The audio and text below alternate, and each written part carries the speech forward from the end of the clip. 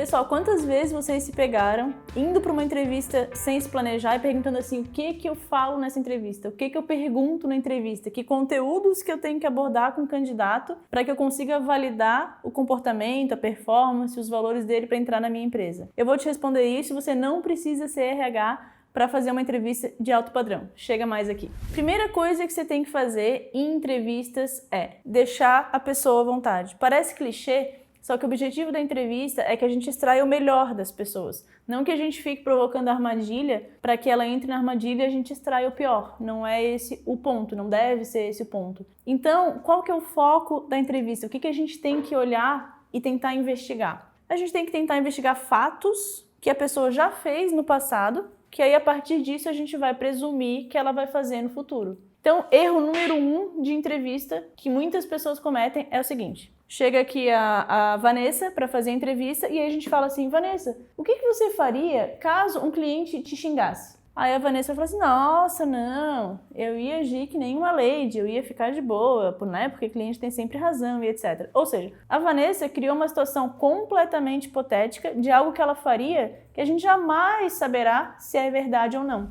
Com as perguntas feitas em entrevista no passado, com um verbo no passado, a gente vai conseguir presumir, ter uma previsão um pouquinho melhor de que se ela já fez algo no passado, ela vai fazer no futuro também. É mais fácil a gente repetir coisas no futuro se a gente já fez no passado. Então a gente fala pra Vanessa assim, Vanessa, me conta uma situação que tu viveu com alguém e que não foi legal, que o cliente te desrespeitou, e como que tu agiu e qual foi o resultado. E aí a Vanessa fala, nossa, teve uma situação que eu vivi lá na empresa que eu trabalhava, era uma revenda de carro, então o cliente foi extremamente grosseiro comigo, ele realmente me xingou, mas eu vi que não era comigo, que não era pessoal, eu fui lá, peguei um copo da água, dei pra ele e o acalmei. Então nessa situação, ela mostra o que aconteceu, o que ela fez e o resultado, né, que foi ter acalmado o cliente. E aí ela trouxe algo real que a gente pensa, bom, de inúmeras possibilidades de reação que ela teve essa.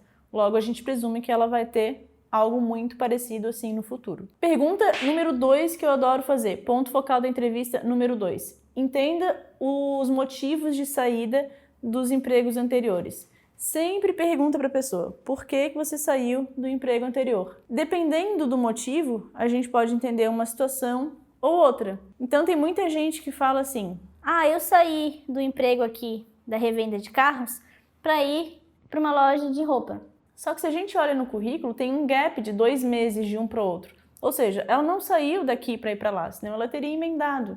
E aí a gente começa a perguntar para a pessoa, aí sim é o momento de colocar ela um pouquinho mais na parede e tentar entender, não. O que aconteceu? Tu saiu, tu pediu para sair, tu foi demitida, te chamaram lá, o que aconteceu de fato? Então nisso, às vezes a gente percebe realmente que a pessoa está mentindo, às vezes a gente percebe que a pessoa não teve atenção ao colocar a data no currículo, a gente pode perceber um monte de coisa. Então tenha em mente de que entrevista é análise. E análise a gente só vai conseguir fazer a partir de situações que a gente investigou da vida passada da pessoa. Então é óbvio, né? Quanto mais a gente fizer, mais habilidade a gente vai ter para analisar as pessoas. Existem também testes, existem assessments, né? Teste psicológico, testes de conhecimento técnico, mas o que a gente vai avaliar com isso tudo que eu estou trazendo aqui são as soft skills, né? Que são os conhecimentos, as competências comportamentais das pessoas. E aí, se as pessoas têm as mesmas competências comportamentais que a nossa empresa tem, se as soft skills são parecidas, isso vai ser sucesso, com certeza. Então, esse é o ponto de investigação da entrevista.